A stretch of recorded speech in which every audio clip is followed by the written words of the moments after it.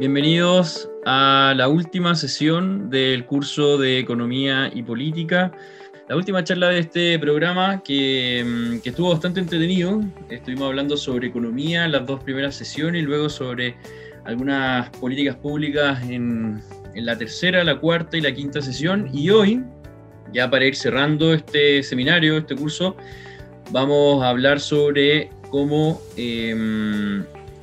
podríamos desarrollar económicamente a Chile y América Latina, y tenemos un invitado quien nos va a estar entregando algunos tips y contenidos respecto a este tema. Y para quienes no lo conocen, quienes no estuvieron en la primera sesión, porque nuestro invitado hoy día es Víctor Espinosa, quien ya estuvo en la primera sesión de nuestro curso, pero quien no lo conoce o quien no estuvo en esa actividad, se los presento. Víctor es doctor en Economía de la Universidad Rey Juan Carlos de España, es profesor de Economía y coordinador académico de la Universidad Autónoma de Chile, ha sido profesor de Economía de la Universidad Rey Juan Carlos y Universidad Adolfo Ibáñez, además de investigador en la Fundación para el Progreso.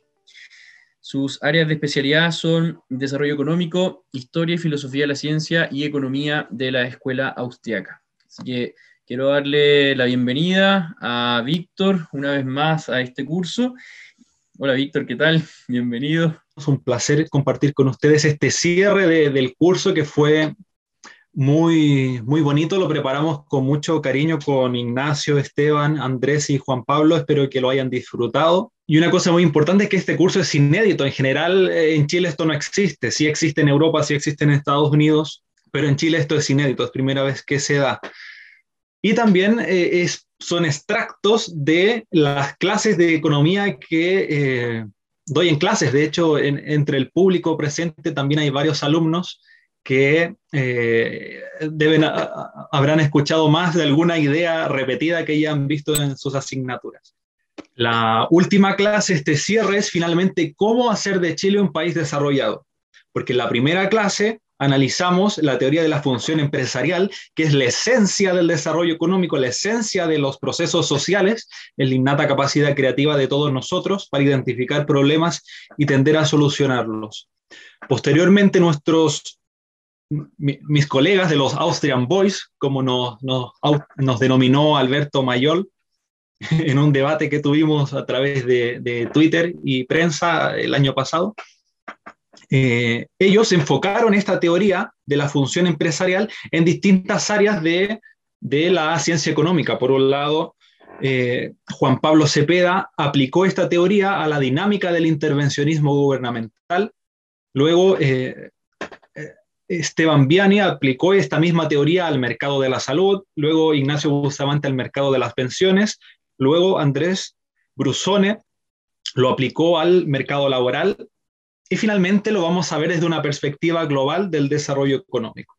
Bien, yo sé que quedaron muchas cosas fuera, como la ecología, etcétera, que se podría prestar para futuros cursos, bien, para ampliar estos temas el mercado de la educación, etcétera. Bien, en la clase de hoy que nos convoca, vamos a ver cuatro cosas, cuatro epígrafes. El primero es la teoría de la eficiencia dinámica, de algo de lo que vimos en la primera clase y que luego mis colegas aplicaron a las áreas que ya les comenté. Luego vamos a analizar en detalle qué es la teoría del capital. La teoría del capital es, yo diría, la teoría más importante de la ciencia económica. Un economista no se puede hacer llamar economista, autodenominar como tal, si no entiende la teoría del capital. Bien, de hecho, mi maestro Jesús Huerta de Soto dice que él se volvió economista cuando leyó la teoría del capital de Eugene von Bäverk, que fue uno de los precursores de esta teoría. Bien, es maestro de Ludwig von Mises. En el epígrafe número 3 vamos a comparar la diferencia entre lo que es el desarrollo económico sostenible versus el desarrollo económico insostenible. Y con todo este marco teórico que ustedes han adquirido durante todas estas sesiones y lo que vamos a ver hoy, lo vamos a aplicar a qué está pasando en Chile y cuáles son los elementos necesarios para revertir esta situación de decadencia que estamos viviendo en estos últimos años. De hecho, los últimos 6 años yo lo llamo el sexenio de la decadencia, ya lo van a ver por qué. Entonces, primero vamos a comenzar con la teoría de la eficiencia dinámica, como literatura de referencia, para que luego de este curso puedan comprar este libro o puedan descargarlo si es que lo encuentran de forma gratuita en Internet. Se llama The Driving Force of the Market, ensayos de economía austríaca, escrito por Israel Kirzner. Como ya les comenté, Israel Kirzner es uno de los economistas más importantes del siglo XX que aún viven. Tiene 90 años, es profesor emérito de la Universidad de New York. Israel Kirzner ha sido nominado al Premio Nobel 2 veces, en el 2002 y en el 2014, por su teoría de la función empresarial, de incorporar al empresario en la microeconomía. Bien, porque cuando ustedes, más de algunos de ustedes habrá tenido algún curso de introducción a la economía, y esos cursos son analizar gráficas donde no existe acción humana, no existe función empresarial. Bien, lo que hace Kirzner es explicar cuál es el proceso detrás. Bien, y toda su teoría está sintetizada en este libro, que es su último libro. Bien, entonces, para analizar la teoría de la eficiencia dinámica, primero tenemos que entender qué es la eficiencia. La eficiencia, entonces, es un concepto económico relacionado con la efectividad de asignar los medios para alcanzar los fines, que son subjetivos según los planes individuales de acción. Cada uno de nosotros tiene diversos fines. Por ejemplo, supongo que su fin ahora es aprender cómo hacer de Chile un país desarrollado y cuáles fueron los medios más óptimos para alcanzar ese fin. En este caso, bueno, fue participar en esta clase y hacer preguntas al final, o tomar nota de lo que digo, tomar nota de las referencias bibliográficas, etc. Bien, eso es la eficiencia, cuando nosotros tendemos a utilizar los fines, es decir, los medios que tenemos a nuestra disposición de la mejor manera posible que nosotros creemos para alcanzar los fines. Bien, entonces la palabra dinámica viene del griego, que significa movimiento, y la palabra estática significa detención. Bien, que algo que está detenido. Entonces, Kirzner en este libro sostiene que la eficiencia dinámica implica, en términos económicos empresariales, expandir el dominio de lo conocido, cambiar continuamente las oportunidades de beneficio, bien, inspirando continuamente nuevos descubrimientos en los individuos. Entonces, estas definiciones incluyen, por ejemplo, la percepción o descubrimiento de nuevos bienes y servicios, nuevos métodos de producción y nuevas necesidades y deseos sociales del prójimo para satisfacer. Alternativamente, Kirzner dice que la eficiencia estática implica una asignación eficiente de los recursos dados a fines que también están dados.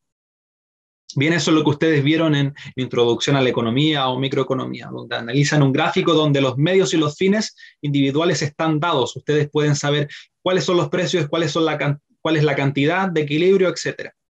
Bien, donde los fines y medios humanos están dados. Bien, es evidente entonces que el concepto de eficiencia dinámica de la economía incluye y supera por creces el análisis explicativo con respecto al concepto de eficiencia estática, porque la eficiencia dinámica refleja la vida real, básicamente. Entonces, con esta noción de eficiencia dinámica, que es con la que nos vamos a quedar, vamos a definir la función empresarial como la innata capacidad de todos los seres humanos, de ustedes como yo, para identificar problemas en nuestro entorno que se traducen en oportunidades de beneficio, y la capacidad y voluntad que tenemos todos los seres humanos para tender a solucionarlos, a tender a aprovechar esas oportunidades. Bien, como referencia sobre esta slide que vamos a ver estos conceptos, les recomiendo el libro La teoría de la eficiencia dinámica de Jesús Huerta de Soto. Bien, lamentablemente este libro aún no tiene traducción en español, pero sí lo pueden adquirir en PDF en Internet o comprar físicamente. Bien, entonces, a partir de este concepto de que todos nosotros por el hecho de ser seres humanos, somos innatamente creativos, estamos continuamente identificando y resolviendo problemas desde que nos levantamos por la mañana hasta que nos acostamos por la noche, y estos problemas pueden ir desde lo más banal, por ejemplo, saciar el hambre en la mañana y nos tenemos que preparar el desayuno, o algo más complejo como crear una empresa para satisfacer una determinada necesidad de nuestro prójimo. Bien, entonces, bajo este concepto de eficiencia dinámica y de función empresarial, podemos concluir o derivar lógicamente de que la función empresarial innata en todos nosotros es la fuerza impulsora del proceso de mercado. Bien, porque muchas veces cuando nosotros escuchamos en la televisión, etcétera, todos hablan del mercado, pero nadie entiende bien qué es el mercado. ¿Qué es el mercado? Bueno, somos nosotros intercambiando. Que intercambiamos derechos de propiedad. Entonces, el mercado son intercambios de derechos de propiedad privada. Bien, de hecho, ahora en este momento estamos intercambiando derechos de propiedad privada. Yo estoy intercambiando en este caso mi conocimiento empresarial de la ciencia económica y por otro lado, la fundación me retribuye de alguna manera. Bien, entonces, bueno, y además la satisfacción de que ustedes puedan aprender en este curso inédito también es un intercambio de derechos de propiedad, porque es su voluntad para participar en este proceso de interacción voluntaria. Bien, porque es interesante el derecho de propiedad privada, porque la propiedad privada implica que yo soy dueño de mi cuerpo, entonces quiere decir que ustedes están voluntariamente aquí, porque ustedes son dueños de su persona y por lo tanto son dueños de todas las consecuencias de su creatividad empresarial, de su creatividad humana. Bien, y por lo tanto el libre intercambio de ese resultado de su creatividad humana. Bien, ¿cuáles son los efectos de la función empresarial en el mercado? Son básicamente 5. El primero es la creación de información. Cuando ustedes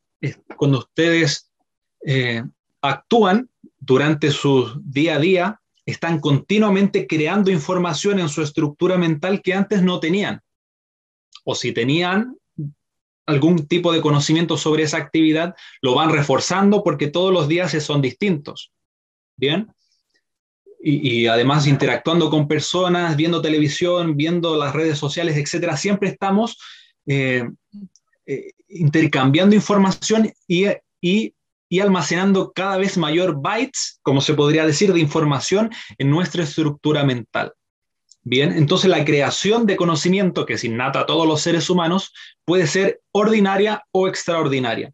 Dijimos que la ordinaria, en la clase número 1, dijimos que la ordinaria es hacer lo mismo que hacíamos siempre, pero mejor. Bien, por ejemplo, si en la mañana en el desayuno ustedes toman café con leche, tal vez no les gustó la leche porque era entera. Entonces al otro día, como ya aprendieron que no les gusta la leche entera, como queda con el café con leche, bueno, van a comprar descremada o qué sé yo, alguna de las variedades que existen.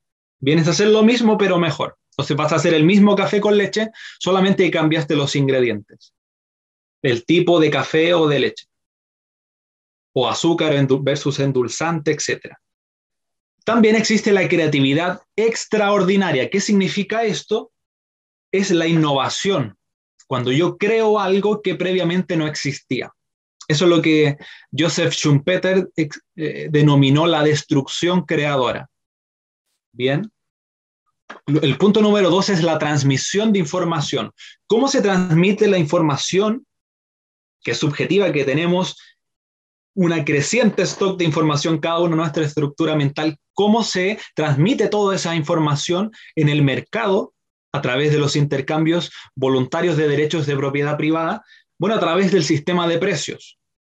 Los precios reflejan las valoraciones subjetivas de los seres humanos, tanto de los que participan en el mercado, en el proceso voluntario de intercambios de derechos de propiedad privada, o también de los que se abstienen de hacerlo. Por ejemplo, el precio de una hamburguesa de McDonald's incluye tanto a quienes les gustan las hamburguesas del McDonald's y también a los que no.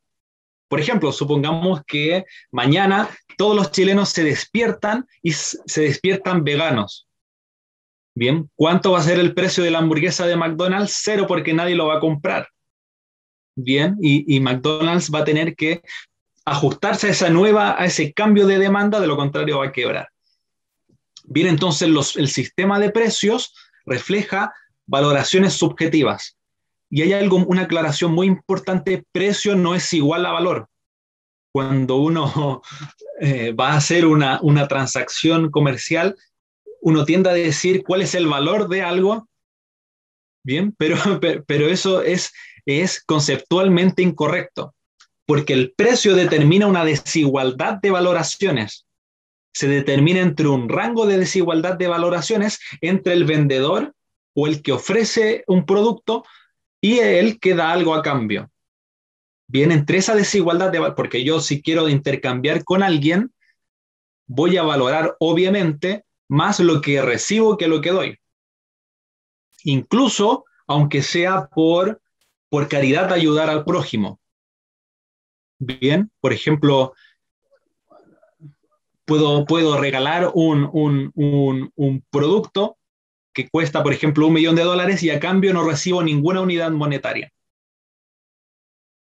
Sin embargo, tal vez como filántropo, voy a tener un beneficio que supera ese bien que regalé.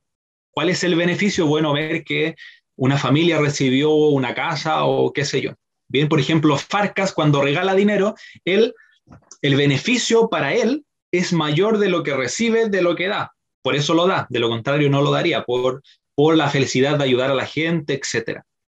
Bien. ¿Cuál es el tercer escalón o el tercer efecto de la función empresarial? Los seres humanos creamos información. Cuando intercambiamos derechos de propiedad privada, transmitimos información a través de las señales de los precios, y eso tiende a generar un efecto coordinador de los desajustes sociales.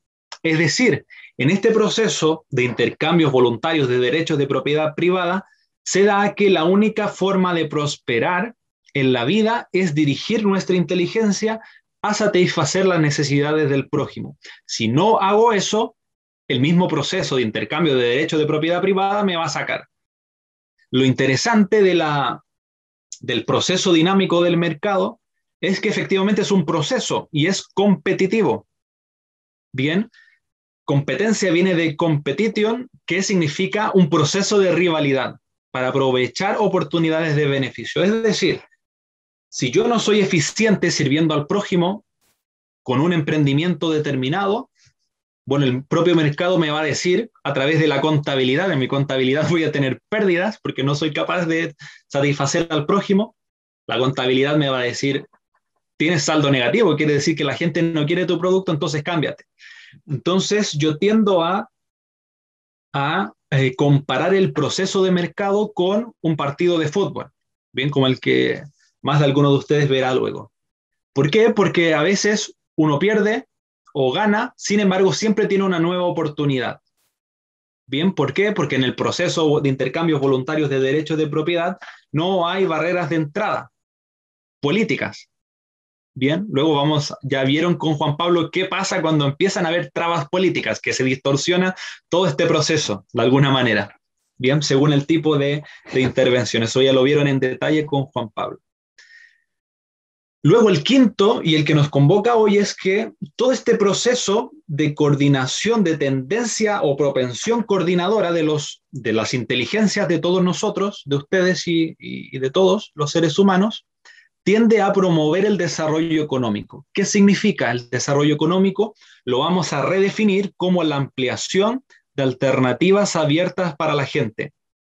Es decir, mayor stock de soluciones para los problemas humanos. Eso es el desarrollo económico. Comparémoslo rápidamente qué pasa en Venezuela y qué pasa en Alemania. Bien, tú vas a Venezuela y tienes una marca de papel higiénico o no tienes. En general no tienes. Tú vas a Alemania y tienes múltiples variedades de papel higiénico de España, de Francia, de Italia, de Grecia, de Holanda, de todos los países. Bien, porque es una economía muy libre y abierta al mundo. Bien, y eso se aplica para todo, para oportunidades laborales, para oportunidades de adquirir vivienda, para comprar hamburguesas, siguiendo el caso de McDonald's, etcétera. Bien, para todo ámbito de la vida, entre más alternativas haya para la gente, para salud, para educación, para pensiones, etcétera, entre más alternativas tenga una persona para elegir, quiere decir que ese país o esa sociedad es más desarrollada. Bien, ustedes podrán decir sí, pero en los países europeos hay sistema de reparto, es decir, es un monopolio, por lo tanto no hay alternativas abiertas para la gente. Sí es verdad, pero además de ese sistema de reparto obligatorio, todos ellos tienen, en general, todos son sistemas mixtos, que existen empresas privadas que lo complementan, etcétera. Y acá en Chile algunos plantean avanzar hacia eso. Bien, que finalmente si tienes una parte que es monopólica y obligatoria, sin embargo, luego de eso tienes una serie de empresas también para elegir y no hay restricción en eso. Bien, ¿cuáles son las variables que limitan o merman el desarrollo económico? Bueno, los riesgos de confiscación, como ya lo vieron con mis colegas en las clases anteriores. A mayores riesgos de confiscación, el desarrollo económico tiende a disminuir. ¿Por qué? Porque los riesgos de confiscación tienden a mermar la función empresarial de todos nosotros. ¿Cuáles son estos riesgos de confiscación? Bueno, la falta de ley y orden público. Si yo sé que me van a robar, si sé que me van a quemar mi emprendimiento, si sé que me lo van a saquear, nadie tiene incentivo a emprender. Si los impuestos a los emprendimientos son confiscatorios, nadie va a querer emprender porque va a ser más rentable vivir de las ayudas del gobierno o ser funcionario público que emprender porque es muy riesgoso, porque me lo pueden robar, me lo pueden saquear y además me cobran impuestos confiscatorios. Y regulaciones confiscatorias también, trabas. Las regulaciones son todas las trabas que te pone el gobierno para emprender, todos los permisos, el tema de las patentes, etcétera. Por ejemplo, recientemente fui a una municipalidad a consultar sobre un tipo de emprendimiento y me dijeron, no, no se puede porque nosotros para ese tipo de emprendimientos tenemos un stock de patentes. Y esas patentes están todas dadas, por lo tanto no damos más. Si tú quieres emprender en este rubro, tienes que comprarle la patente a alguien, eso es un monopolio. Bien, entonces, como está tan restringido, entonces el precio de esa patente es altísimo y por lo tanto no es rentable. Menos en este contexto de que no puedes trabajar tranquilo porque entre que te abren una semana la comuna para poder trabajar y la próxima semana te la cierran, entonces vuelves a cerrar tu empresa y tienes que pagar trabajadores, tienes que pagar luz, tienes que pagar agua, tienes que pagar arriendo, tienes que pagar impuestos, etcétera. Bien, por lo tanto, ni siquiera Superman se atrevería a invertir en estas circunstancias, y ya vamos a ver los datos al final. Otro tipo de confiscación es la manipulación del dinero y el crédito. Por ejemplo, ustedes saben que tenemos un Banco Central autónomo que su única meta es mantener la inflación en un 3% anual. Sin embargo, en los debates presidenciales vimos que hay unos candidatos que dicen, queremos cambiar eso. Ya no queremos que el Banco Central sea tan autónomo, queremos que no solamente se preocupe de la meta de inflación, sino que queremos poner a gente del pueblo para que decida cuál va a ser el stock de dinero que va a imprimir el Banco Central todos los años, a la venezolana. Esos son riesgos de confiscación, porque podría pasar como en Argentina, que al quitar el grado de independencia del Banco Central, finalmente el Banco Central va a ser el cajero automático del presidente de turno. Y por lo tanto van a tener una explosión de inflación y van a empobrecer a toda la sociedad. La corrupción del sector público es otro riesgo de confiscación. ¿Por qué? Porque la corrupción deriva de privilegios que da el político o el burócrata directamente a ciertas empresas para operar. Por ejemplo, si bien las AFP son 5 o 6 empresas privadas que ofrecen un servicio, son un oligopolio, porque las barreras para crear una AFP son tan altas que nadie tiene incentivo a invertir. De hecho, todas las AFPs que se han subcreados son hijos de las que ya existían antes. Bien. Para lo que vamos a ver a continuación rápidamente, que es la teoría del capital, que es la teoría más importante de la ciencia económica, les recomiendo 3 libros que ojalá los puedan comprar o, o descargar en PDF, pero siempre es mejor tenerlos físicos. Bien, el libro de Dinero, Crédito Bancario y Ciclos Económicos de Jesús Huerta de Soto, Tiempo y Dinero de Roger Garrison y The Structure of Production de Mark Skousen. Bien, por favor anoten los nombres, de todas maneras si se les olvida o no lo alcanzaron a anotar, igual estos libros anteriores, luego me lo pueden preguntar en la sección final de preguntas o por email, ningún problema. Bien, la teoría del capital es el puente abstracto entre la microeconomía y la macroeconomía. Cuando ustedes estudian economía en la universidad, en general les enseñan la economía fragmentada en distintas partes. Y un profesor de economía les va a decir, no, yo soy solo microeconomista, no, yo soy solo macroeconomista, no, yo solamente sé un tipo de macroeconomía, no, yo solamente sé un tipo de microeconomía y nada más, y analizan la economía como si fuera compartimentos que no tienen relación entre sí. Bien, eso explica también por qué muchas veces no entienden cuál es la esencia de los fenómenos económicos, porque al fragmentar el estudio de la ciencia económica finalmente te hace tener una visión míope de la realidad. Bien, sin embargo, una de las grandes contribuciones de la escuela austríaca, de la mano de Eugene von Bawerk y algunos otros antes, propusieron esta teoría del capital, que es el puente abstracto entre la microeconomía del ser humano individual, del emprendedor, con la macroeconomía. Entonces, esta macroeconomía basada en el capital se compone de 4 mercados. Primero está el mercado de fondos prestables, ya lo vamos a explicar en qué consiste cada uno, la frontera de posibilidades de producción, la estructura de producción y finalmente a partir de esas 3 gráficas, no se asusten por favor, son muy sencillas, muy intuitivas, vamos a ver cómo impacta, cuáles son las condiciones para el crecimiento y desarrollo sostenible versus insostenible. Antes de comenzar con el mercado de fondos prestables, vamos a explicar la diferencia entre bien de capital y bien de consumo final. Bien, el bien de consumo final son aquellos bienes y servicios. Bien y servicio es lo mismo, porque nosotros valoramos el bien por el servicio que entrega. Bien, por lo tanto, esa disyuntiva entre bien y servicio es una tontería desde el punto de vista conceptual de la ciencia económica. Bien es lo mismo, bien y servicio, porque uno valora de vuelta el bien por el servicio que te brinda finalmente. Bien, entonces el bien de consumo es aquel bien que satisface directamente necesidades humanas. Por ejemplo, en este caso, mi bien de consumo final puede ser un móvil, puede ser el computador que estoy usando, etc. La ropa, etc. La comida. ¿Qué son los bienes de capital? Son todos los bienes que me permitieron realizar un bien de consumo final. Es decir, son todas las etapas sucesivas detrás que a través de un proceso productivo me permitieron tener un bien de consumo final. En otras palabras, el bien de capital solo satisface necesidades humanas de forma indirecta, a través de un proceso temporal. Y acá tenemos el ejemplo del huevo frito. Para hacer un huevo frito, para que nosotros hagamos un huevo frito para el desayuno, por ejemplo, hay todo un proceso detrás de ese huevo frito. Primero, alguien tuvo que ir a una mina de mineral de hierro para extraer hierro.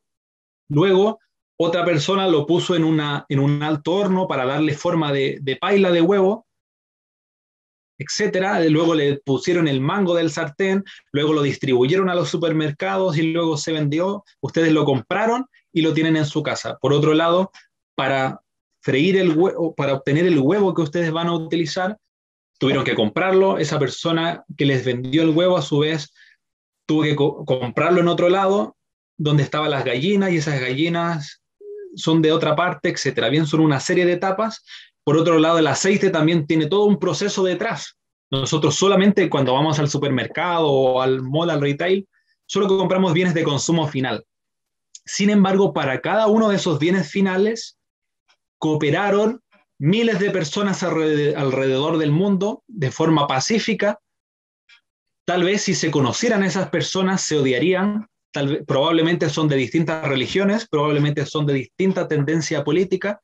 Sin embargo, el objetivo de que la única forma de prosperar es sirviendo al prójimo, dirigir mi inteligencia para satisfacer al prójimo, hizo que todos cooperaran voluntariamente, intercambiaran derechos de propiedad para que nosotros pudiéramos tener en el desayuno un huevo frito.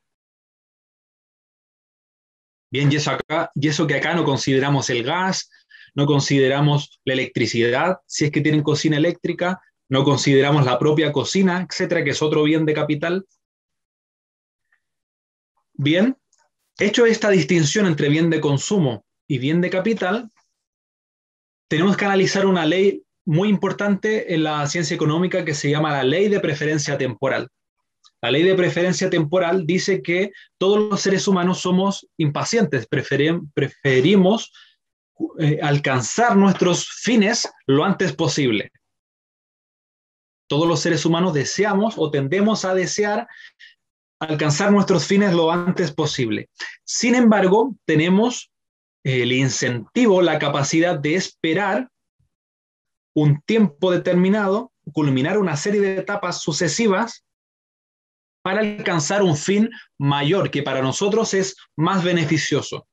Por ejemplo, muchos de ustedes estudian una carrera técnica o universitaria o estudian en el colegio e invierten 12 años de su vida en el colegio y algunos años en la educación superior, lo invierten porque creen que haciendo eso van a tener un mayor beneficio en el futuro. Porque ustedes creen en su cabeza, en su estructura mental, que así va a ser. Por eso están dispuestos a emprender estos proyectos de formación educacional. En ese sentido, podríamos concluir o derivar que la educación es un bien de capital. Bien, porque nosotros no valoramos la educación per se, sino que la valoramos por el beneficio que nos va a dar en el futuro, en el beneficio futuro como profesionales, como un beneficio de saber algo nuevo, etcétera, algo distinto, especializarse en algún área. Bien, es un bien de capital. Y pasamos por varias etapas, porque, por ejemplo, una carrera universitaria tiene 5 años en general que tienen que pasar, y en cada año tienen múltiples asignaturas que tienen que superar también varias etapas productivas hasta que el bien de consumo final es su título universitario que les va a permitir ingresar en el mercado con una herramienta más potente para tener un mejor trabajo, un mejor salario, una mejor calidad de vida, etc. Bien, sin embargo, a lo que quiero llegar es que todos los seres humanos tenemos distintas preferencias temporales. Algunos son más impacientes que otros. Algunos están dispuestos a ahorrar y otros están dispuestos más a consumir más. Este intercambio entre la gente que ahorra y la gente que demanda esos ahorros para consumir más hoy, define lo que se llama la tasa de interés. Es decir, la tasa de interés también se conoce como tasa social de preferencia temporal. Es decir, la tasa de interés es el precio del tiempo. La tasa de interés es el precio del tiempo. Bien, ahora vamos al mercado de los fondos prestables. Este mercado de los fondos prestables se compone por la tasa de interés, que dijimos que es la tasa social de preferencia temporal, es el precio del tiempo, con el volumen de ahorro, que son los fondos prestables, los fondos que están disponibles para prestárselos a los que quieren consumir más hoy. Una cosa muy importante, todo lo que vamos a ver en esta clase es un curso completo de macroeconomía intermedia y lo estamos viendo en menos de una hora, lo que es muy, muy interesante. Por eso es muy importante que lean estos libros para complementar, porque como estamos sintetizando tanto, porque es mucha información, es un curso completo de 4 meses o 5 meses, tienen que necesariamente reforzarlo con literatura adicional. De lo contrario, van a haber muchas cosas que les van a quedar pendientes y es normal. Bien. ¿Qué pasa cuando la tasa de interés baja? No, lo vamos a ver al revés. Cuando la gente tiende a tener una preferencia temporal más orientada hacia el ahorro, es decir, cuando la gente tiende a ahorrar más, la consecuencia es que la tasa de interés cae. ¿Por qué? Porque hay mayor stock de fondos prestables. Por eso el nombre del mercado de fondos prestables. A mayor stock de ahorro de una economía, la tasa de interés empieza a caer. ¿Cuál es la consecuencia de que caiga la tasa de interés? Bueno, que es más barato endeudarse. Por ejemplo, gracias a las AFP, a todo el ahorro, toda esa capitalización de ahorros de los chilenos, de los trabajadores, hay una masa de ahorro tan grande, fondos prestables tan grande, que Chile tiene una de las tasas de interés más bajas del mundo. En general, los países desarrollados tienen una tasa entre 0 y 3%, y Chile tiene una tasa en ese rango también. Bien, porque tiene uno de los mercados de fondos prestables más grandes de América Latina, por supuesto, y uno de los más grandes del mundo.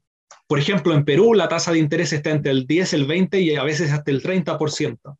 En Argentina, superior al 80%, depende de la tasa de inflación. Siempre es mayor a la tasa de inflación, igual o mayor.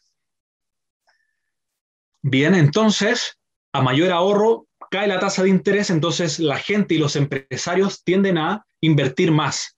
Bien, en contraste, si los fondos prestables tienden a contraerse, es decir, si la gente ahorra menos y tiende a consumir más, ¿cuál es la consecuencia? Va a haber menos stock de fondos prestables y por lo tanto la tasa de interés va a subir. ¿Qué es lo interesante de este mercado? ¿Por qué es tan importante? Porque dijimos que la tasa de interés es el precio del tiempo. Y como es un precio, es una señal sobre las valoraciones subjetivas del prójimo que participa en el mercado y que se abstiene de hacerlo. Bien, por eso es importante estar muy atentos e ir conectando todo lo que estamos viendo. Cuando la tasa de interés tiende a caer como consecuencia de un aumento en el ahorro real de las personas, para los empresarios o para la gente que quiere emprender, proyectos que antes no eran rentables porque la tasa de interés era más cara, por lo tanto era más caro pedir prestado, y no eran rentables antes, ahora con un mayor stock de capital, es decir, de ahorro, la tasa de interés cayó y ahora mis proyectos son relativamente más rentables. ¿En qué se invierte? ¿En qué proyectos de inversión requieren bajas tasas de interés para que sean rentables? Bueno, inversiones en bienes de capital.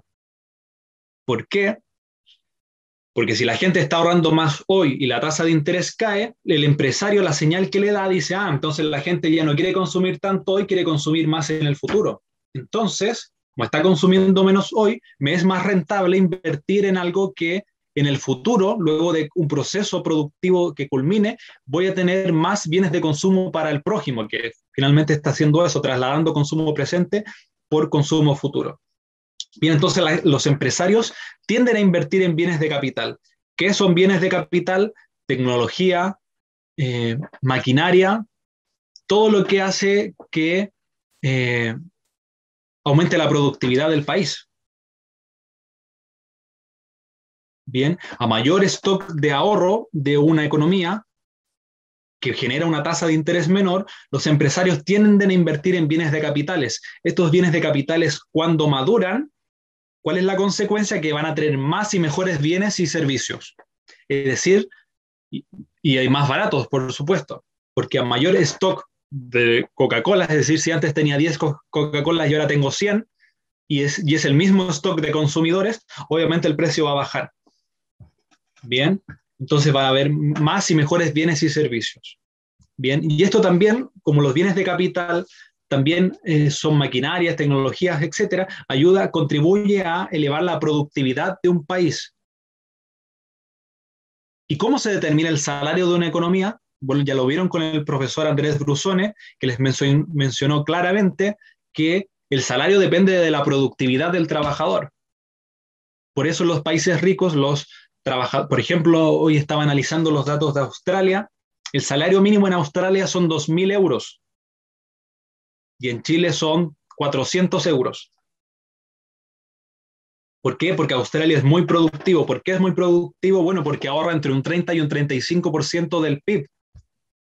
Por lo tanto, hay muchos fondos prestables para la inversión en bienes de capital. El segundo gráfico es la frontera de posibilidades de producción, que ve la relación entre el consumo, que es la C, y la inversión.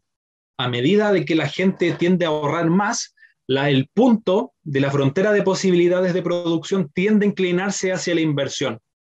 Por el contrario, si la gente tiende a consumir más, obviamente el punto de intersección entre el consumo y la inversión va a tender más hacia el consumo. Finalmente tenemos el triángulo hayekiano, en honor a Friedrich Hayek, que también se conoce esto como la estructura de producción de un país. Bien, esta es la estructura de producción de un país. En la parte más grande del triángulo es donde dice valor de la producción final, son los bienes de consumo final. Bien, y en la parte opuesta son los bienes de capital. Bien, todas estas etapas que ustedes ven son las distintas etapas desde la más alejada, por ejemplo, puede ser la mina del mineral de hierro, hasta la última que es el huevo frito. Bien, y la pendiente de este triángulo es la rentabilidad de cada una de las etapas de producción. Bien, y además el hecho de decir que son etapas, damos por obvio que esto transcurre a través del tiempo, no es automático. Es decir, si yo hoy invierto en bienes de capital, por ejemplo, en una mina de mineral de hierro, los beneficios los voy a tener para, por ejemplo, este mineral de hierro para crear un auto. Bien, ese auto no va a estar listo inmediatamente, va a estar listo en 1 o 2 años más, porque está todo el proceso productivo de diseñar el modelo, de crear prototipos, de probarlo, que supere todas las normas, etc. Es todo un proceso. Bien, por lo tanto, las inversiones, por eso las inversiones en bienes de capital necesitan menores tasas de interés y mayor ahorro para poder ser rentables. Bien, por eso nadie invierte en tecnología en Venezuela, etcétera, porque nadie ahorra, porque tienes una inflación galopante.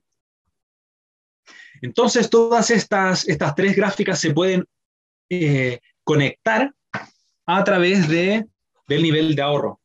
Veamos cómo sucede. Cuando aumenta el nivel de ahorro de una sociedad o de los individuos, como consecuencia dijimos que la tasa de interés tiende a caer.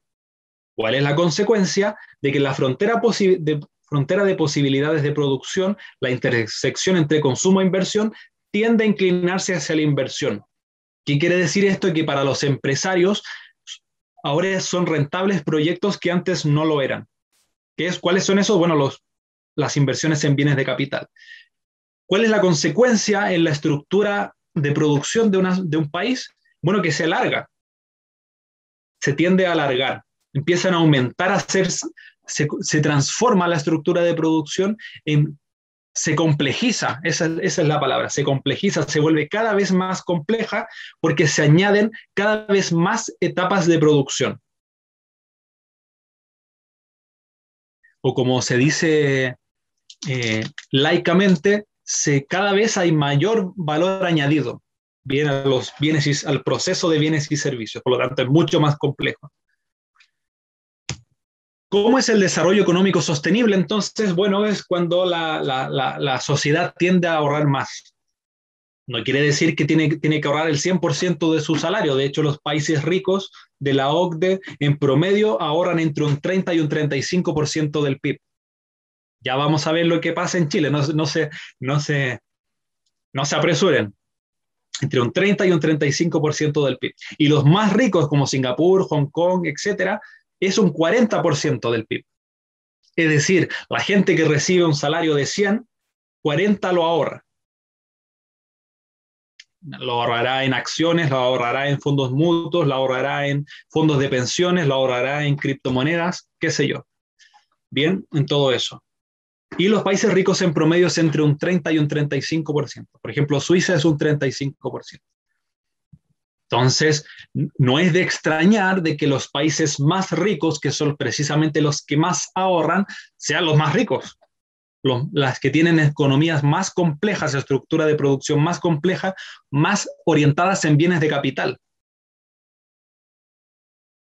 Bien, ese es el desarrollo económico sostenible. Entonces, está basado en la función empresarial, en el libre ejercicio de la función empresarial para identificar oportunidades de beneficio. Y por otro lado es el ahorro. porque el ahorro provee el capital, como se dice, necesario para que el empresario pueda invertir y atrapar esas oportunidades y crecer finalmente para ofrecer más y mejores alternativas abiertas para la gente. ¿Cuáles son las dos instituciones claves? Esto es muy importante. ¿Cuáles son las dos instituciones claves para el desarrollo económico? El respeto a la propiedad privada, a los derechos de propiedad privada, es decir, institucionalmente respetar de que tú eres dueño de tu cuerpo y de tu creatividad empresarial y por lo tanto el Estado ni nadie te lo puede robar o violentar, y si lo hace va a tener una sanción. Ahí está el derecho también, las normas legales de que está malo el robo, está malo el asesinato, etc. Y la segunda es la igualdad ante la ley. Bien, que todas las leyes se aplican igual para todos, da lo mismo si eres negro, rojo, amarillo o blanco. Bien, si eres grande, chico, joven, mayor, etc. Todas las leyes se aplican para igual, para todos. En esa sociedad, en los países que tienden hacia esas instituciones, que en general son los países anglosajones, Estados Unidos, Canadá, el Reino Unido, Canadá, Nueva Zelanda, etcétera, son precisamente los países más ricos del mundo, porque tienen esas instituciones muy marcadas, Alemania, Suiza, Holanda, etcétera. Los países nórdicos, por supuesto, etcétera.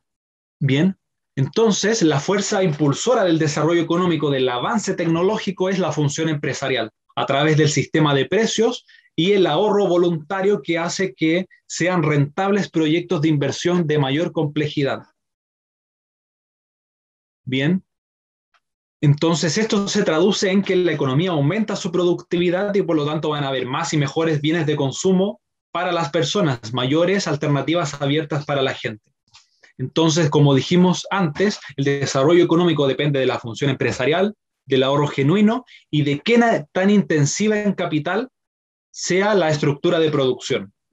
Bien, entonces este es el círculo virtuoso del desarrollo económico. Entonces, un aumento del ahorro genuino impulsa una extensión de la estructura intertemporal de producción, lo que genera nuevas alternativas tecnológicas, y eso se traduce en mayor riqueza, más y mejores bienes de consumo y de capital para las personas.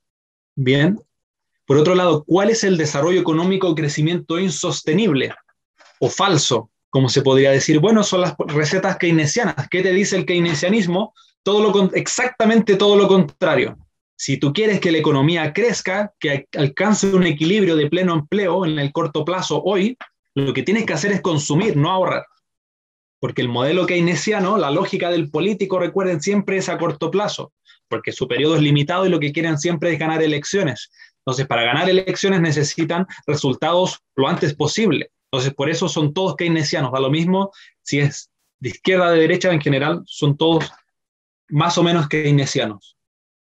Entonces, ¿qué te dice Keynes? Bueno, si tú ahora tienes desempleo, lo que tienes que hacer es aumentar el gasto público, fomentar el consumo de los individuos, fomentar el endeudamiento tanto de los individuos como del Estado, y con eso vamos a incrementar tanto el PIB que hoy vamos a tener pleno empleo. Por eso, entre otras cosas, Keynes dice en su teoría general que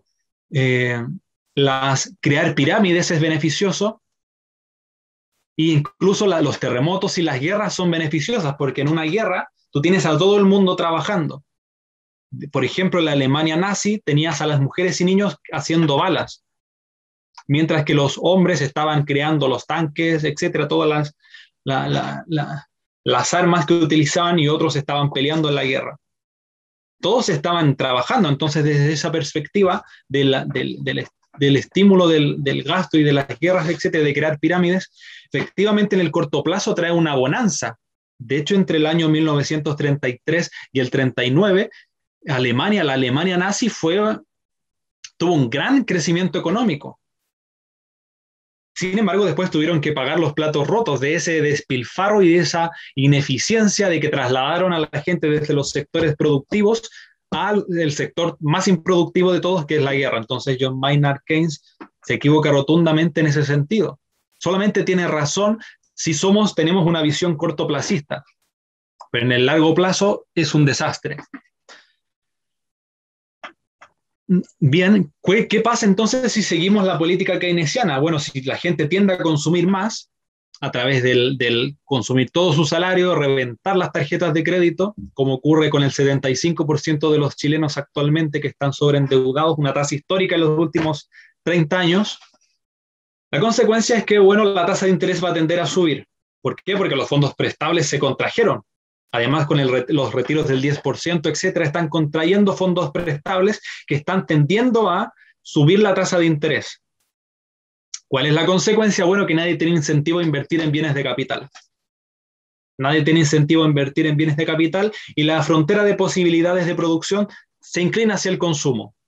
Como consecuencia, la estructura de producción de un país tiende a estrecharse. Dijimos que con el ahorro se expandía, con una mayor tasa de interés y con una contracción de los fondos prestables, la estructura de producción se contrae.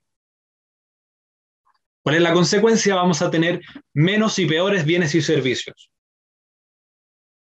Veamos qué pasa en Chile entonces. Este análisis que tengo acá es de un informe reciente de la CEPAL de 2 semanas atrás, que analiza la economía chilena de los últimos años.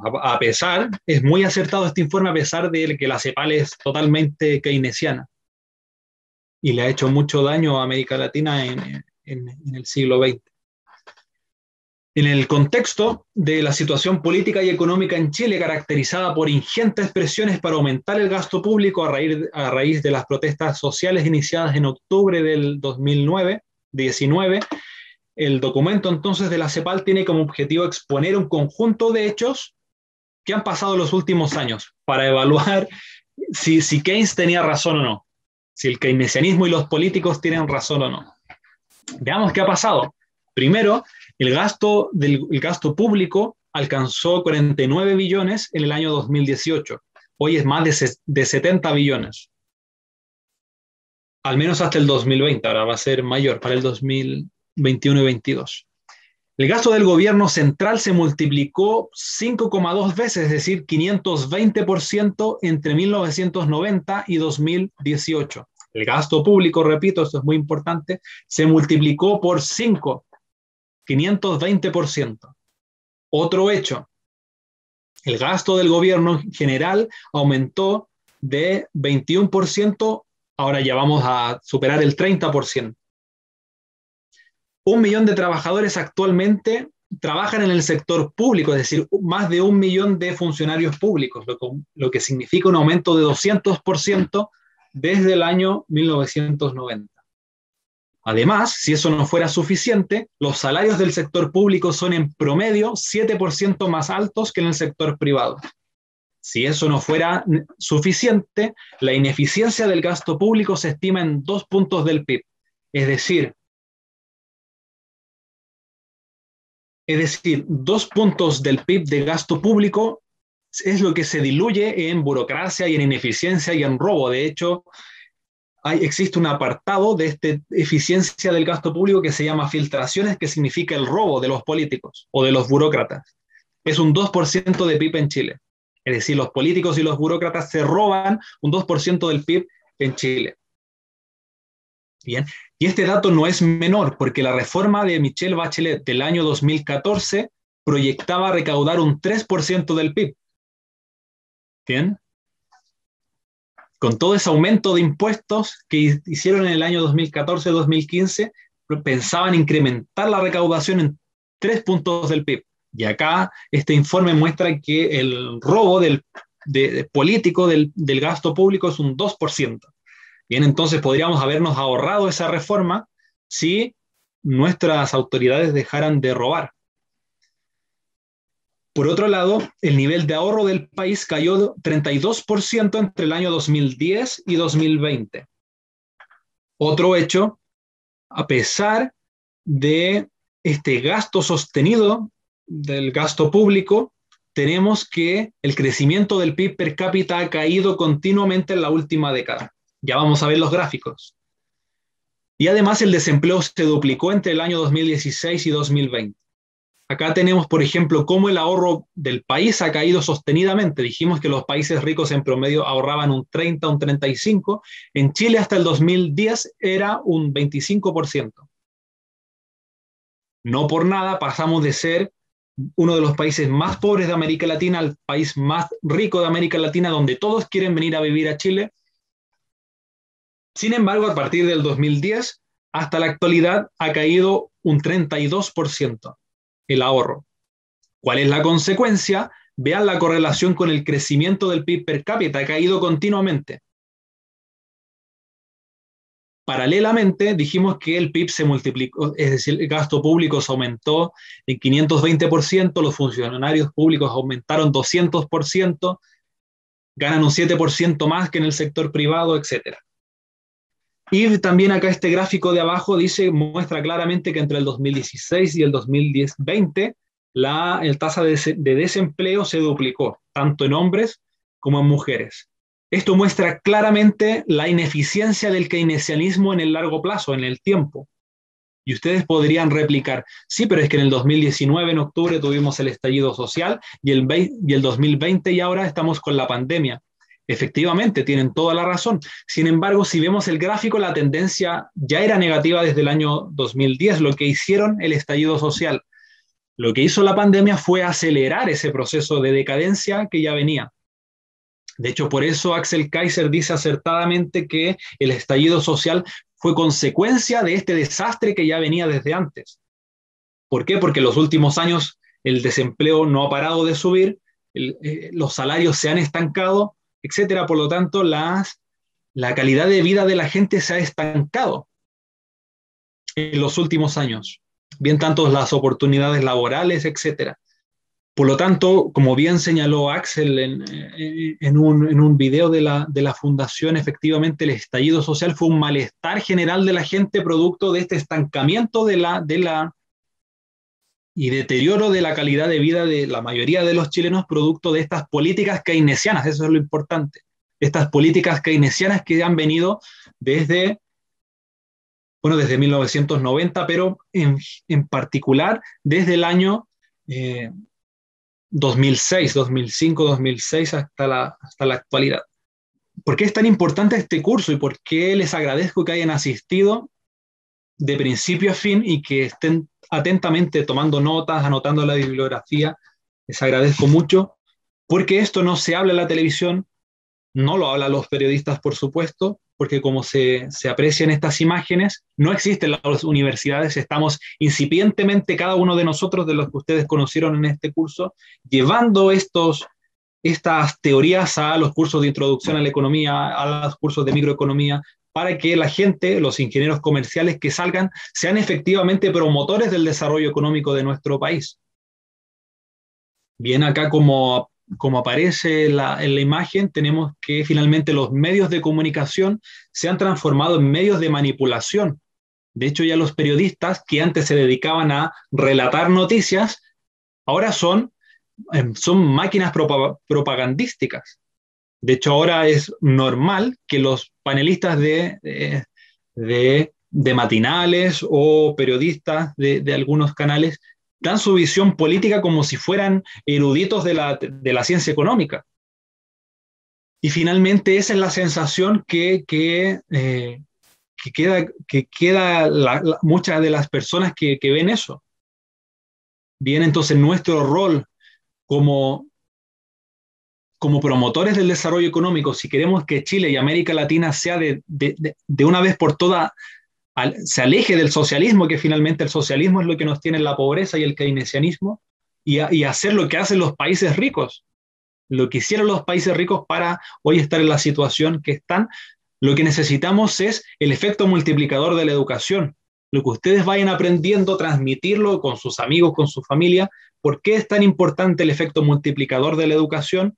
Porque los políticos siempre actúan mirando el espejo retrovisor, que son las encuestas. Es decir, si la gente pide socialismo y keynesianismo, bueno, eso le van a dar los políticos. Da lo mismo si gane uno de derecha o de izquierda. El gobierno actual es el mejor ejemplo.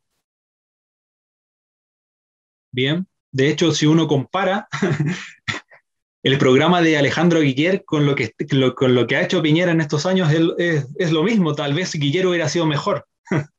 Bien. Entonces, por eso el efecto multiplicador de la educación es muy importante, es la única forma de cambiar la cultura de nuestro país y de una vez por todas salir del subdesarrollo que tanto daño ha hecho a muchos chilenos. Muchas gracias. Muchas gracias, Víctor, por tu presentación. Estuvo muy, muy buena, así que ahora vamos a pasar a las preguntas, porque hay varias en el chat. Así que vamos a partir primero con Roque Romero. Estuvo muy buena la presentación, me gustó mucho. Ojalá que en verdad las ideas de una libertad económica se vayan creciendo más en la población, porque en verdad necesitamos mucha educación financiera. Mi pregunta es la siguiente: ¿qué implica que el Banco Central pase a ser un banco de desarrollo como lo plantea Jadwe? Bueno, en general, siempre que un político le pone un apellido a algo, por ejemplo, popular o de desarrollo, banco de desarrollo, bueno, ese es lo que dice Hayek, lo que llama Hayek en Ley, Legislación y Libertad, es el término comadreja, es decir, en la práctica es totalmente lo opuesto a lo que te venden. ¿Qué significa eso? Bueno, que en su propuesta el Banco Central va a ser un cajero automático, porque él dice en el directorio del Banco Central, que son los mejores economistas del país que toman decisiones para mantener la inflación en 3%, él dice no pueden estar los oligarcas solamente en el directorio del Banco Central, tiene que estar el pueblo. Entonces, una parte de ese directorio lo va a designar Jadwe a dedo. Entonces, esa gente que en general van a ser operadores políticos o gente que no tiene conocimiento de teoría económica necesariamente, podría cambiar las metas de inflación fácilmente. Es decir, a la venezolana, decir, no, pero como vamos a subir la meta solo por este año lo vamos a dejar en 10% para financiar el programa de Jadwe y luego lo vamos a volver a bajar a 3%. Así comienzan. Pero todos esos cambios que finalmente son por una vez, al final lo van a hacer para siempre. ¿Qué otro ejemplo va en esa línea? El impuesto a los súper ricos que dijeron, y los comunistas dijeron muchas veces por televisión, lo vamos a hacer solo una vez. Yo entiendo cómo el gobierno se opone, porque nosotros solo planteamos una vez, bueno, ahora Jadwe lo quiere hacer permanente. Bien, esa es la lógica, el término comadreja. Vamos con otra pregunta de Sebastián Nieto. Al parecer él tenía problemas con internet porque ya no está, así que la vamos a leer nosotros. Dice, si las AFP tienen o tenían un colchón de ahorro tan grande, ¿por qué no se les pide prestada la plata a la AFP directamente y se debe hacer a través de un banco que obviamente aplica un interés, que él se imagina que es mayor que el que aplicaría la AFP a un crédito hipotecario? Bueno, el problema es que la legislación lo impide, por eso es un oligopolio, porque el Estado define por ley qué puede hacer una AFP y qué no. En un mercado libre de empresas, en un sistema de capitalización individual libre, como lo analizaron con Ignacio Bustamante, podrían haber empresas que brinden este servicio de AFP y efectivamente pudieran prestarla a los mismos gente con una tasa de interés inferior. Hay otra pregunta que es que también es de Sebastián, que también tuvo la mayor cantidad de likes, y dice, ¿existe algún país en el mundo que tenga las directrices económicas con un rango constitucional, que sean independientes del gobierno de turno y que las políticas económicas que fomenten el crecimiento se cumplan? Sí, en general, todos los países desarrollados, pongamos el ejemplo de Alemania. Alemania en su constitución dice, no recuerdo el artículo, lo tengo por ahí subrayado, dice que los gobiernos general y los gobiernos locales, porque allá hay federalismo, de alguna manera, no pueden gastar más de lo que ingresan en la Constitución. Entonces, por eso en los países desarrollados da lo mismo en general si gana de cualquier color político, porque está sujeto a normas institucionales. ¿Qué le pasó a Donald Trump? Donald Trump tenía muchas ideas locas, pero finalmente la institucionalidad lo frenó. Bien, ¿qué ha pasado, por ejemplo, en España con Pedro Sánchez y Pablo Iglesias, que querían, Pablo Iglesias tenía un programa totalmente comunista como Jadwe, no lo pudo implantar porque las instituciones lo frenaban. La libertad de expresión, el derecho de propiedad privada, que están en la Constitución, frenan eso. O que el Poder Judicial sea efectivamente independiente, que se sancione severamente la agresión a la propiedad privada de la gente, también es muy importante. Entonces, si queremos efectivamente promover el desarrollo económico de nuestro país, el cambio constitucional puede ser clave, puede ser algo muy importante para añadir, incluir estas cosas que están en las constituciones de los países desarrollados, por ejemplo, lo que les comenté de Alemania, y hacer algo mejor de lo que tenemos, no algo peor. Otra cosa interesante que tienen algunas constituciones, como la de Alemania, es poner un techo al gasto público.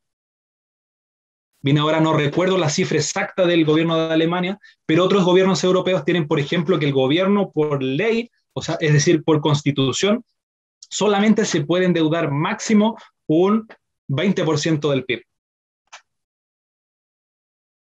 Bien, y si se pasa de ese 20% por algún motivo, bueno, ese presidente es destituido. Bien, o se le congelan los fondos. Bien, como le pasó a Donald Trump, que cuando Donald Trump se quedó sin fondos, no tuvo fondos por muchas semanas.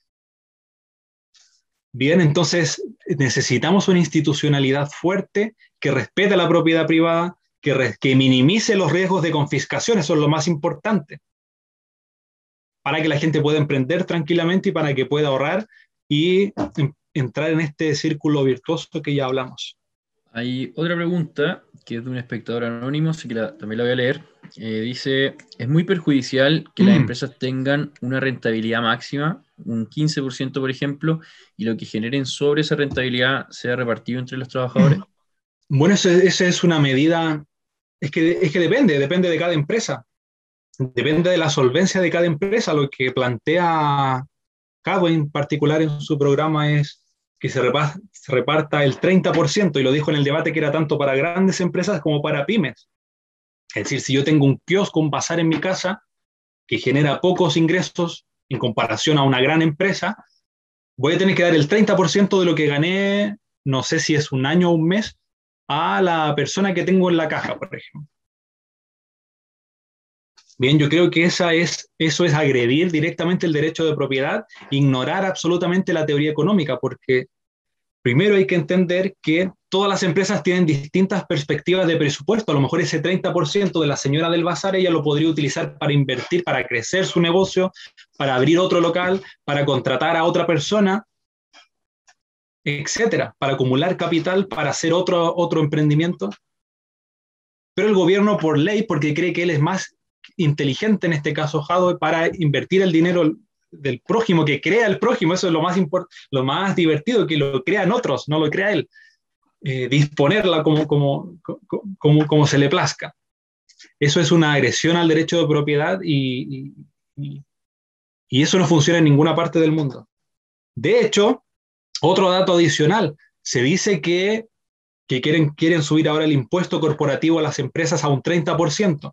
Y Jadwe quiere eliminar porque antes habían dos formas de pagar impuesto corporativo, que antes como que se mantenía el FUT, de alguna manera habían dos opciones, que tú mantenías el FUT y pagabas un poco más de impuestos, o pagabas dos veces, pero pagabas un poco menos. ¿Qué significa pagar dos veces? Que pagas como empresa y luego pagas como individuo. Bien, tienes dos opciones y la puedes renovar cada 5 años. Jadwe lo quiere eliminar para que todas las empresas paguen dos veces, paguen como empresa y como individuo, por lo tanto la van a confiscar doble. Por otro lado, lo quieren subir a 30% la tasa, actualmente es 27%. ¿Cuál es el promedio de los países desarrollados? Si queremos ser, muchos de los candidatos dicen que quieren que seamos como Suiza, como los países nórdicos. Bueno, el promedio del impuesto corporativo en los países nórdicos es entre 20 y 21%. En Suiza es menos de 15%.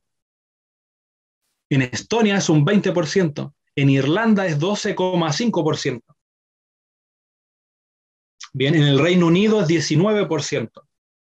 Y nosotros estamos yendo a la venezolana. Venezuela tiene 34%, sin contar el impuesto inflacionario, por supuesto. Bien, entonces hay mucha incoherencia en el fin. Por eso es dinámicamente ineficiente. Acuérdense del concepto. Es dinámicamente ineficiente porque dijimos que la eficiencia dinámica era el mejor uso de los medios para alcanzar los fines. En este caso, yo creo que todos nosotros, toda la gente de bien quiere que al país le vaya bien. Sin embargo, los medios que quieren utilizar para que a todos nos vaya bien, desde el punto de vista de la ciencia económica, no están correctos, al menos en este ámbito que preguntaron. Tenemos otra pregunta de Aníbal Palma. Hola, hola, buenas tardes. Muchas gracias por la clase. Está muy buena, muy completa. Mi pregunta, ¿qué pasa cuando se cumple con la función empresarial de poder intercambiar un producto de la propiedad privada, pero por otras razones el negocio quiebra de tal forma que tiene que cerrar el negocio? Por ejemplo, tengo un negocio en la playa, no sé, en X región, da lo mismo. Y cumplo con todas las necesidades, cumplo con todas las expectativas de mis clientes, pero lo que pasa, por otras razones, mi negocio quiebra. No sé, puede ser localización y todo. ¿Qué factores influyen? O sea, no de que quiebre en sí, sino que para que se vaya a la quiebra, ¿cómo se le llama eso a esos factores que no son sino de la función empresarial? ¿Cómo se le llaman a esos aspectos? Bueno, asumiendo de que no quiebras por las trabas que ya vimos, por los riesgos de confiscación, la única forma de que quiebres en una economía libre es que tú como empresario, como emprendedor, no apliques adecuadamente tu función empresarial. La función empresarial se basa en la percepción de oportunidades y en el juicio de esas oportunidades. En el juicio sobre si esas oportunidades son buenas o no y cómo implementarlas. Y eso es un juicio personal. Por eso muchas veces nos equivocamos. Es normal, es humano. Pero la ventaja es que el precio de mercado me ayuda a, tanto del alquiler, etcétera, me ayuda a, todos los precios de mercado me ayudan a orientarme. Es como una brújula. Sin embargo, errar es humano. Por supuesto, podemos percibir una oportunidad de beneficio que para nosotros es buena, pero finalmente no lo es. Muchas gracias. Tenemos otra pregunta de José Luis Martínez. Hola, buenas noches, gracias por la presentación. Mi pregunta tiene que ver, que un poco ya alguien por ahí la hizo, pero yo respecto a la función del Banco Central, yo pregunto, ¿qué opinas respecto de que el Banco Central no tenga como única preocupación la inflación e incorpore entre sus preocupaciones, por ejemplo, el mercado laboral, que también es una de las cosas que se han dicho dentro de los programas de los candidatos? Eso, muchas gracias. Muchas gracias por tu pregunta.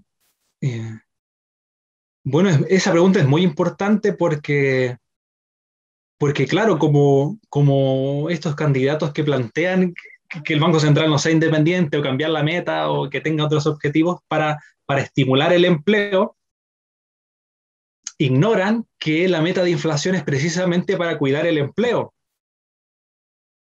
Bien, porque si tengo un 3% de inflación anual, eso le da certeza a los empresarios para invertir. Porque yo como empresario, si sé que todos los años en promedio la inflación tiende a 3%, eso yo lo puedo cuantificar en mi contabilidad para saber si efectivamente mi emprendimiento va a ser rentable o no. ¿Qué pasa en Argentina o en Venezuela? Tú no tienes idea de qué va a pasar mañana. Entonces nadie invierte en Venezuela, nadie tiene incentivo a invertir en Argentina. Y muchos se están quebrando en Argentina. De hecho, en América Latina, en este último tiempo han quebrado 2,5 millones de emprendimientos por culpa de estas políticas expansivas que se están dando como consecuencia del coronavirus. También es del informe de la CEPAL. Entonces, si tú quieres cuidar el empleo a través de la política monetaria, que es lo que hace el Banco Central, tienes que mantener una tasa de inflación estable. Porque, por ejemplo, supongamos que eliminamos la meta de inflación, da lo mismo la meta de inflación, e imprimimos dinero para darle trabajo a toda la gente. y subir un salario un 500% a todas las personas. Bueno, en el primer año, en el corto plazo, todos van a decir, este presidente es el mejor presidente del mundo porque estamos todos trabajando, nuestro salario aumentó un 500%. Pero luego el próximo año, el segundo y tercero, vas a tener una inflación de 500% o más. Eso le pasó a Allende. Por eso el primer año del gobierno de Salvador Allende, Chile creció un 9%. Un 9%, la tasa de desempleo cayó brutalmente, los salarios reales aumentaron un 50%. Eso lo vimos en otra charla con la Fundación para el Progreso. Sin embargo, ¿qué pasó efectivamente? Bueno, el cortar luego había que pagar la cuenta. Entonces, por eso hay que tener mucho cuidado con esos discursos. Y si fuera eso, bueno, todos los países desarrollados lo harían, pero nadie lo hace, todos tienen metas de inflación. Y de hecho los países desarrollados tienen metas de inflación más estrictas que la nuestra. La nuestra admite una inflación de 3% y en Estados Unidos es 2%. Y la Unión Europea también. Bueno, Víctor, hemos llegado al final de esta charla.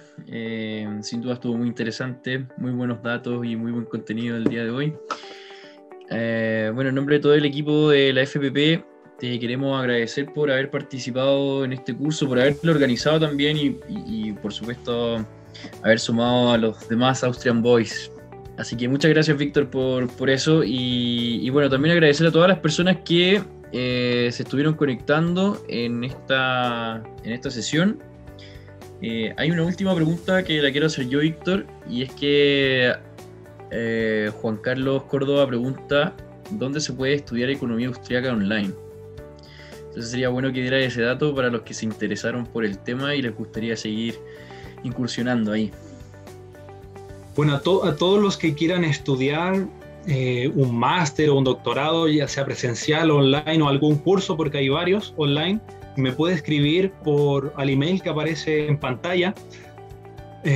Y con mucho gusto les voy a dar referencias, les voy a enviar libros, les voy a enviar qué journals de la ciencia económica tienen que revisar, donde se publican donde publican los economistas de la escuela austríaca principalmente, y todo lo que ustedes necesiten, todo el apoyo. Si ya son académicos, por ejemplo, profesionales y quieren asistir a conferencias, etcétera, si quieren preguntar sobre becas para estudiar en el extranjero. En Estados Unidos hay muchas universidades que dan becas hasta del 100% para estudiar máster y doctorado en economía con un enfoque de la escuela austríaca. En Argentina hay muchos cursos cortos de economía austríaca también, a cargo de Adrián Rabier, Gabriel Zanotti, etcétera. Entonces me escriben y yo les voy a enviar todo lo que ustedes necesiten. Muchas gracias a todos por habernos escuchado, por haber participado en esta actividad, y muchas gracias a ti, Víctor, por haberte sumado una vez más a este encuentro de la FPP. Muchas gracias a todos, un placer, y espero que nos volvamos a encontrar.